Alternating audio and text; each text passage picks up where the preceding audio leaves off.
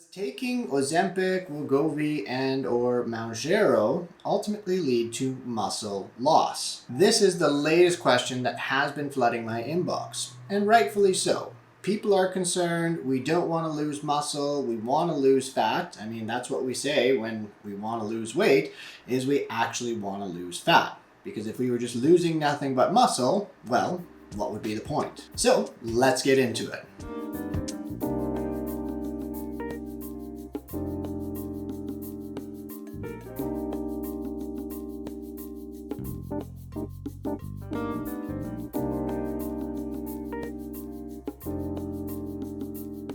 Welcome back to the program, you beautiful people. My name is Dr. Dan. I'm a pharmacist turned obesity expert. And before we get into talking about muscle loss with weight loss medications, I need to remind you that you got to hit the subscribe button down below. As well, you got to check me out on my other channels at the official Dr. Dan.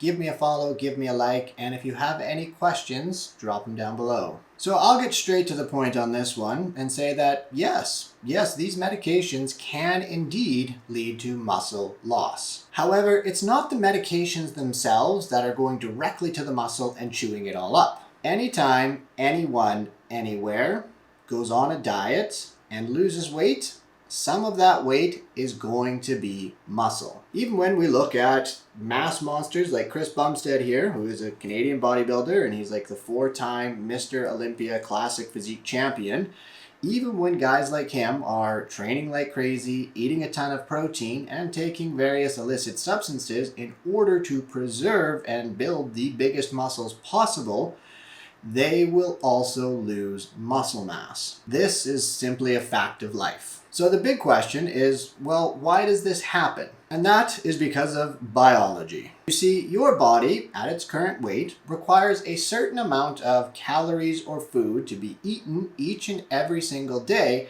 in order to maintain proper functionings and allow you to kind of do your day-to-day things, as well to maintain your current weight. When you go on a diet and you provide your body less calories than what it needs to maintain your weight and optimal function and such, it is going to go somewhere to make up for those calories. And thus, your body goes to your fat stores and to your muscles. The reason that your body goes to your muscles is because it can't get everything it needs from your fat stores. It can do a lot with fat. It can convert it into various molecules and such like that and burn fat as energy.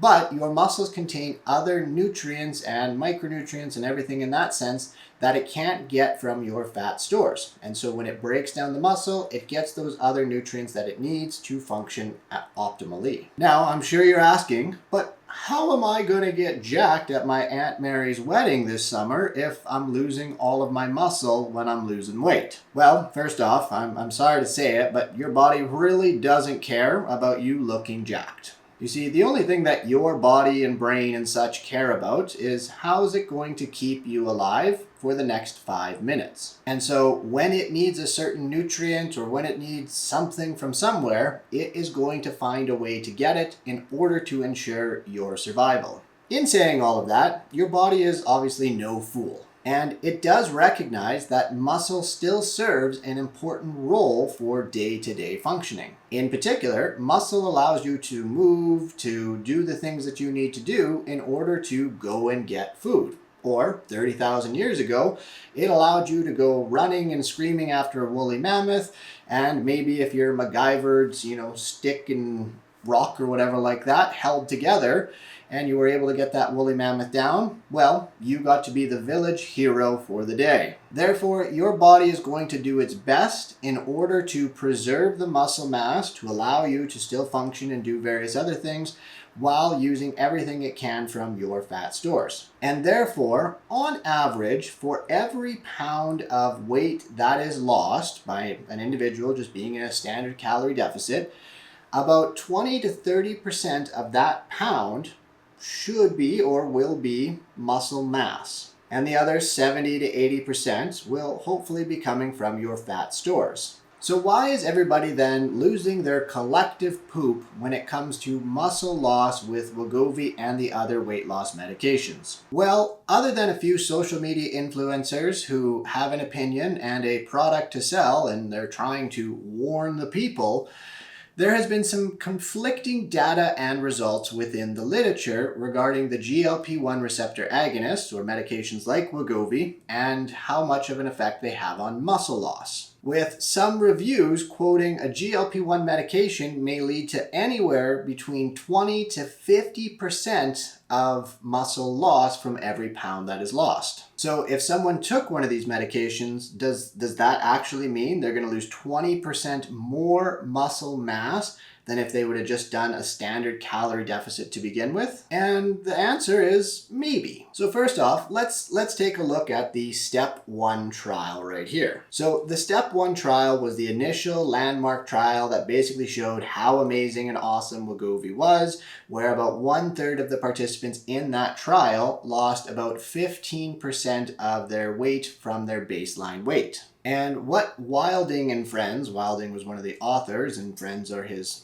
co-authors in the study, what they did is they did a bit of a sub-study, or took a subset of individuals from this study, and we're going to look at the body composition changes that happened over the course of the study. So Wilding and friends looked at about 140 individuals, some on Wegovy, some on placebo, and before any of these individuals were technically started in the trial or started taking Wegovy or placebo medication, what they did is they got them to do what's called a DEXA scan. And at the end of the 68-week trial, what Wilding and friends did is they did another DEXA scan on these 140 people. And what a DEXA scan is a dual energy X-ray absorptiometry, something like that, or a DEXA scan.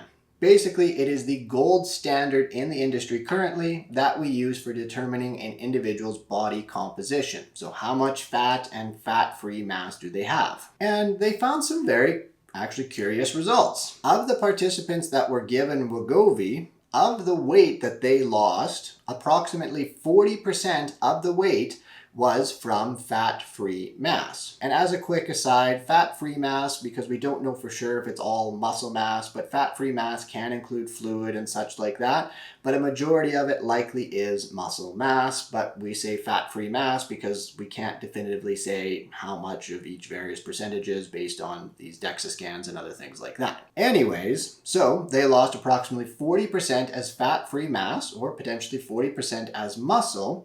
So that means the individuals that were taking Wegovy lost about 10% more than what the average amount that is lost by individuals who are just on a standard calorie deficit. So based on that, things maybe aren't looking too good here. Now, with this trial in particular, there may have been like a small error. It hasn't been officially confirmed or anything like that, but when we looked at the placebo group of people, so the people that just followed the trial, they weren't given any Wegovy whatsoever, of the weight that those individuals lost, approximately 55% of it came from fat-free mass. So people that were basically injecting sugar water instead of Wegovy, but were following a standard calorie deficit over the 68-week period, lost approximately 55%, or over half of the weight that they lost was from potentially muscle tissue. But the individuals in the placebo group would be more closely, or should be very close to, kind of the average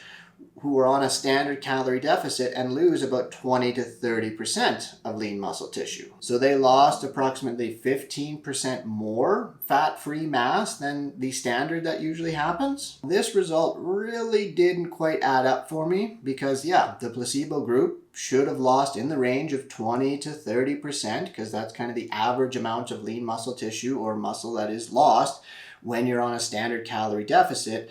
To lose 55%, well, that is way out to lunch. So overall, it makes me question whether there was some kind of error or some kind of issues with regards to measurements and that sort of thing, because this really did not check out. Basically, it's a big old red flag for me, and it makes me question whether the individuals that were on Wegovy did in fact lose 40% of their mass as muscle tissue or fat-free mass. Unfortunately, the study is come and gone, and we will actually probably never actually know whether there was an error or not. So that's just kind of one trial as an example. There have been some other trials that have mentioned when people are taking these medications that there's been a loss of approximately 40% as fat-free mass or as potentially as muscle mass.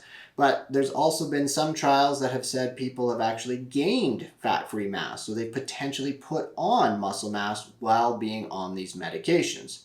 So as you can see, it's really conflicting, it's really confusing right now, and unfortunately, we just need more research and data to know what is the truest or closest to what the true result is. Regardless, a big question that I asked when I was going through these studies and such for this video, I had to ask, do we actually care?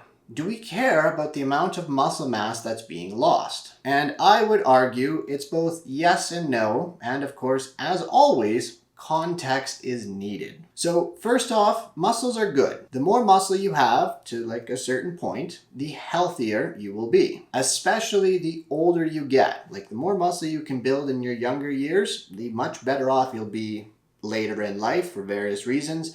But muscle has so many benefits, everything from helping our immune system to increasing our metabolic rate to, as we get older, preventing falls and fractures and such like that. In fact, I took a pretty wicked tumble about this time last year where I fell off, well, not one, but 2 cliffs while hiking. And shockingly enough, and thankfully enough, I didn't break any bones or have any serious injuries of any kind. And it was thought because I had a larger amount of muscle mass and that those muscles protected the bones from fractures and absorbed a lot of the impact. So clearly, muscle is good. Now, another thing that we want to look at here is in a lot of these trials, we need to take into account not just the amount of mass and the various components of that mass that was lost, but we need to more specifically look at the fat to muscle mass ratio that's ultimately being lost. And what we have found is that the amount of fat that is lost and the amount of muscle that is lost still end up being favorable. So basically, even if for every pound that an individual loses, if 50% of it is muscle mass, that is still okay. And one of the many potential reasons or confounders for this is that individuals who have obesity tend to have a high amount of muscle mass to begin with. Therefore, if they were way up here and they had a much higher level of muscle mass,